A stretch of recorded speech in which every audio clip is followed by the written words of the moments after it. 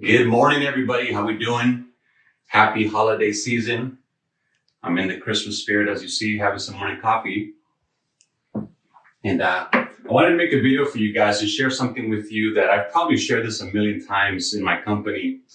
I've probably done this a million times over the years since 2004, and it's something it's more necessary now. It's coming to fruition now more than it ever has been.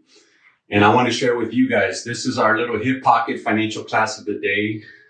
This is what I teach on a daily basis when it comes to what I do. And I think you'll get a lot of value from this. If you see the video, the way I titled it is, why are the rich get richer and the poor get poorer? And we talk a lot about income inequality in this country, but there's a lot of things that we just don't know about because our education system doesn't teach us that I want to share with you today to shed some light. Okay, so let's talk about that here. 98% of the country right now currently makes under $250,000 a year. Now, where do most people put their money at? If people save money, where are the common places where people save their money? And if you answer banks, you're absolutely right. And I want to talk a lot about commercial banks, right? Commercial banks being the Wells Fargo's, Bank of America's, Chase's.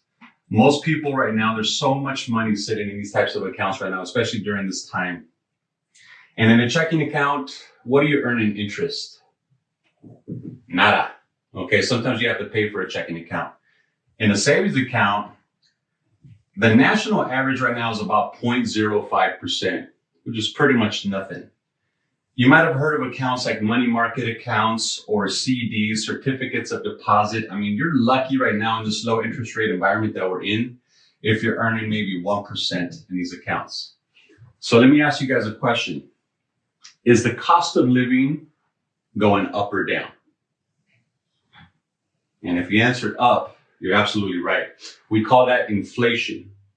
Now, inflation has averaged anywhere between 2 to 3% over time. So let's say inflation is 3%. Now, if you don't know what inflation is, that means everything is going up in price.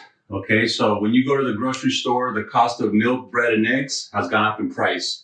Rents go up in price. Buying the commodities that we need, gas, cars, homes, everything is going up in price.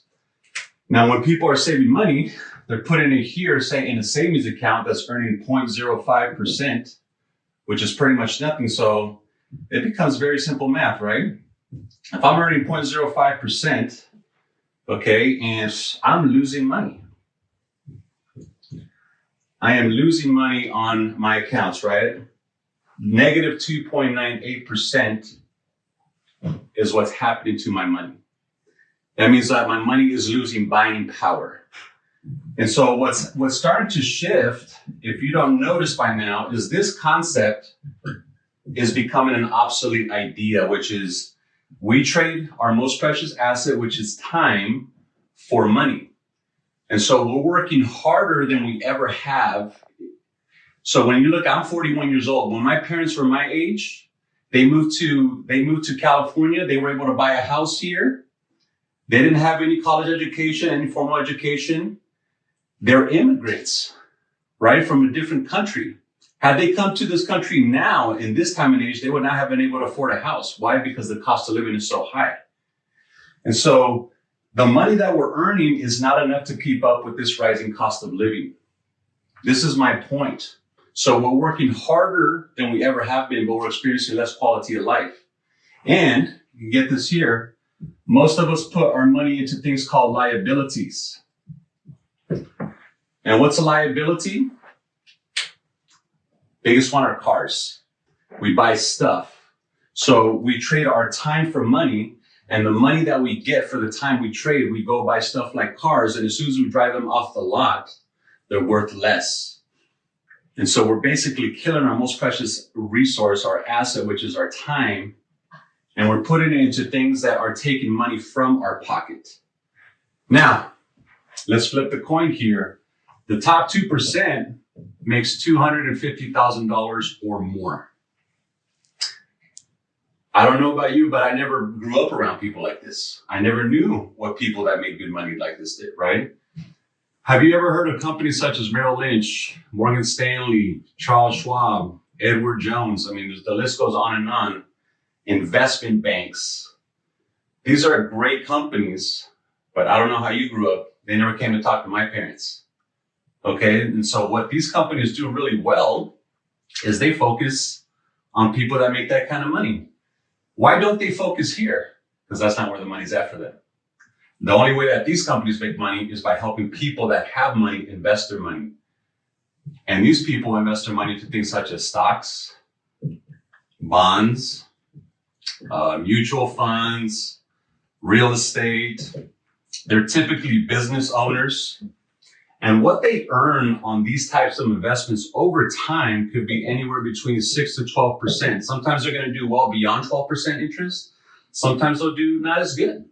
But notice how the returns on their money are above the cost of living. For you to make money in our economy, you have to make money above inflation.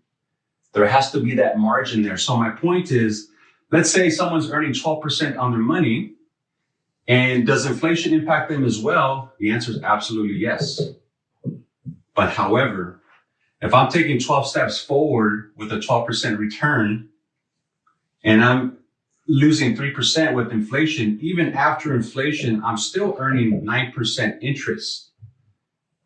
Is that better than almost losing 3%?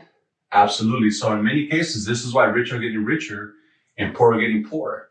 And what they do with the money that they do is they put their money into things called assets. Rich people don't work for money, guys. They work for assets. And an asset is anything that you own. Real estate, a business. Just by virtue of you owning it, it puts money in your pocket. What most people do is we work our ass off, we get a paycheck, and then we go put it into a brand new $500-600 BMW payment. We look the part, but we're actually broke, and that $40,000 car is now worth $30,000, $20,000, and we're making payments, and we're sacrificing our most precious resource, which is our time. So my point to this is we have to start learning how money works if we are to be free of the rat race, if we are to unplug from the matrix. So the reason I wanted to share this with you is because what we do here in our company, Energy Financial, is we help everybody, but we're focused right here on where the help is most needed. And what we want to do is just basically help people go from here to here. But our approach is education. We want to give you need a foundation for financial education. You need to understand the fundamentals, right? You need to understand that over here, we are wired to pay interest. That's how the system has us rigged. That's all people know how to do on this side is pay interest. On this side, this is what we don't know. They are wired to earn interest. For there to be a payer, there must be an earner. We need to move the mentality of paying interest into earning interest. So if that's something that you want to learn how to do, I would love to be a resource for you. Reach out to me, shoot me a message, comment on this. If you got value from this video, I want to hear from you. Comment below, share this video. We need to bring financial education to the forefront. It's the only way we're going to get out of this rat race called the matrix. So thanks for tuning in today. I hope you got value from this. I'd love to hear your feedback. Have a great day.